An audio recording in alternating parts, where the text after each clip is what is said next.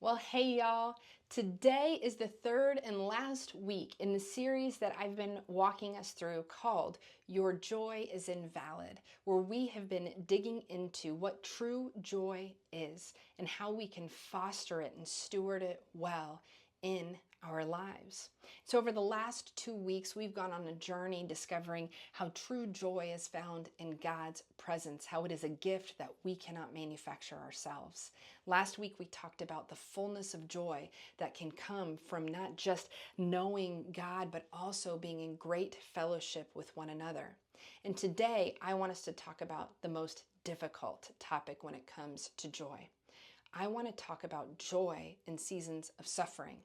I want to talk about how we can find joy when it feels like joy isn't choosing us. It can feel pretty easy to find joy when everything's going great. But what about when everything isn't going great? And so I want to start today telling you some of my story. And so back in 2017, if I'm doing the math correctly, I was 29 years old, and I decided that I was going to try 30 new things before I turned 30. I called it my 30 before 30 because I think I'm very clever. And I asked friends and family members to give me different challenges that I would try to accomplish before my 30th birthday. And I got lots and lots of great challenges. But one that stands out because it's had a lasting impact on my life was a journal that a friend gave to me. And it was a gratitude journal. And her challenge to me was to write down one thing I was grateful for every day for the next year. Right? I loved the idea of this challenge. I love the idea of digging in and focusing on gratitude. But can I be really, really honest with you? I didn't do it. Didn't do it at all. It kind of floated into the bottom of my backpack, and I kind of only saw it when I was digging around for a pen or for my chapstick. Right? Did not take this challenge seriously or even take it on at all. Right? So I'm working diligently on my 30 before 30 when something terrible happens. And so I sometime kind of early in this 29th year, I started to have some odd pains. One in particular was in my leg, and I couldn't explain it, and I just kind of ignored it. But the pain kept getting worse and worse, and it kept spreading throughout my body, and I didn't understand. In fact, the day I realized something was really wrong, we actually have video footage of this day because I was doing this fun thing. I worked for a church, and I was doing this fun thing where I was telling folks about all of the many programs that we had in as short a time period as possible. So I'm running around the stage, throwing things around, being crazy. I'm a pretty high energy person, so this kind of matched the status quo. But I would walk off stage in between, and I would almost collapse on the ground and just sit right off stage until it was time to go on for the next service. I was exhausted. I was in so much pain, and I knew that it was time to go and figure out what was going on. And so after many, many, many doctor's appointments, eventually I was diagnosed with lupus. It's a serious autoimmune disease. And I began to learn from my doctor what life was going to look like now that this diagnosis had come about. And even though it kind of seemed really scary, my doctor was really optimistic. And Wes and I were really optimistic too, because she said, you know, we're going to start you on this treatment. It's going to kick in, and then life's going to go back to normal. But it didn't. And so the treatments had to become more and more aggressive, and they made me more and more sick. And by the time my 30th birthday rolled around, we canceled the party that we had planned because I was laid up sick from yet another treatment that seemed not to be working. At the time, I had two very small kids. My daughter was maybe a year old, my son just a year and a half above her. I was struggling to get down on the ground and play with them. I was struggling to do everyday normal tasks. I was just absolutely worn out and devastated in so many ways. And so in this season, one of my favorite books of the Bible is the book of James, which is written by James, the brother of Jesus, is what we believe. And I've always joked that James is my favorite book of the Bible because how much effort or how much would it take for your brother to convince you that he was God? All right, so if James, Jesus' brother, is on board, then I am too. And a verse that came to my mind as I was reading through, or that I really paid attention to, was James 1, 2, and 3. And in this verse, it says, "Consider it all joy when you face trials of many kinds." Right? And so I didn't think this felt like joy. This certainly didn't look like what I thought that joy should look like. I was in pain. Everything in life seemed to take just so much more effort. I was watching the fatigue set into my husband as he was taking on the extra burden and load in our home. He was amazing, but of course that was just an extra weight on his shoulders too. Like, how on earth could this be joy? Right? Joy isn't choosing me, right? So why should I choose joy? And so at some point in this season, I remembered that journal that was in my backpack. I think I was cleaning out my backpack and out it spilled out on to the ground. And in that moment, I didn't start using the journal, but I said, what if I could just do the work to think of one thing that I was grateful for every day? And it started out really pathetic. Like, I'd wake up in the morning and I'd think, all right, God, well, thank you that I only, this wrist only hurts, but not this one. Or thank you, God, that it's only 99 degrees and not 105 degrees like it was yesterday. Thank you, God, that I only had a 30-minute commute today instead of the 45 minutes that it took yesterday. Right? This gratitude started out very shallow, and it started out very half-hearted. But as I worked this muscle, I found myself getting better at finding things to be grateful for. On the days I could get down and play with my kids, I was grateful.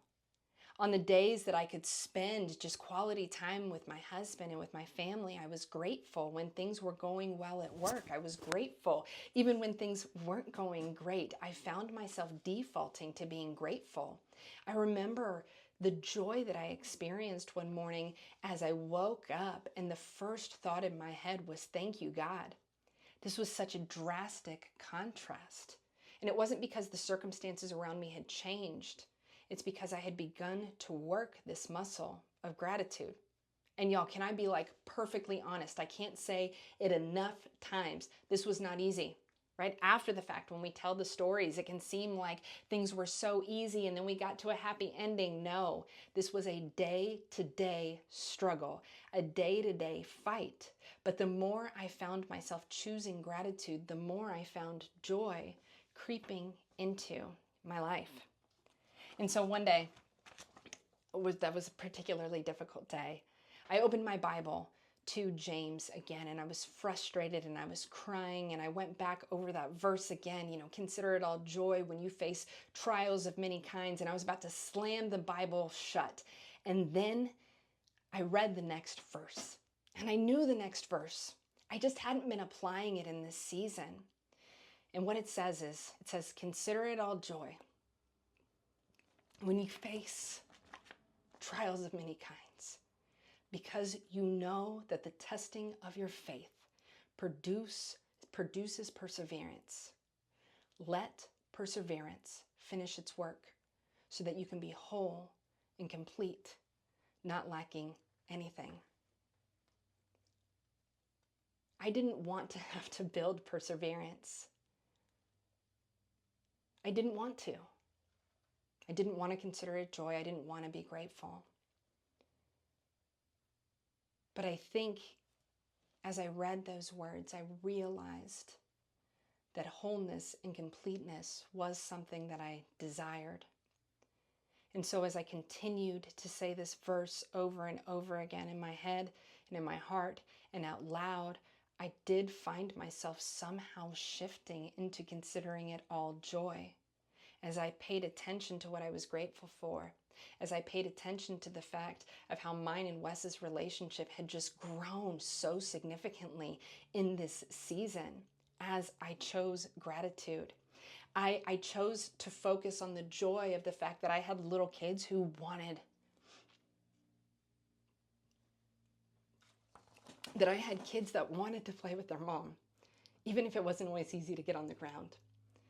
I experienced and saw through gratitude the joy that came with the support of our friends and our family around us. I began to see joy in those who diligently prayed for me and texted me and checked on me all of the time.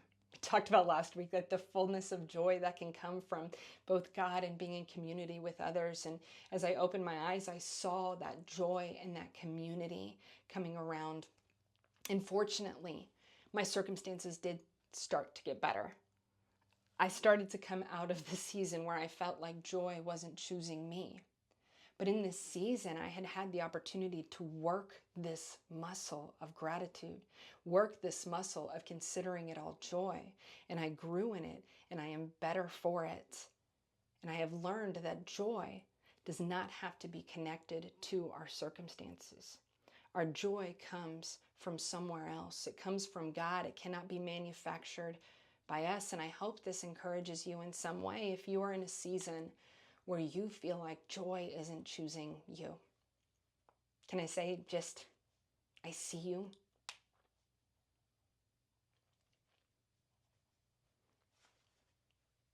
I know it's tough. I know some days it feels like it's not worth it. I know some days you feel like you'll never be better, or you'll never be well, or the grief will never end, or the heartache will never end, or you'll never stop missing someone, or whatever that looks like. But I do know that if you work that muscle of gratitude and you find things that God has blessed you with, it's okay to start small. It's okay to start a little sarcastic. God can take it. But as you work those muscles, you might just find that you can consider it all joy when you face trials of many kinds, because the testing of your faith can produce perseverance, and perseverance can help you be whole and complete, not lacking anything. I still have tough days. I still have bad days. I still have days when I'm angry, even though my prognosis is just completely different now. It just, God has shown up and miracles have happened, and I'd love to share that story with you sometimes. But my encouragement for you is just finding those tiny and small and incremental ways to be grateful can help you to find joy, even when joy isn't choosing you.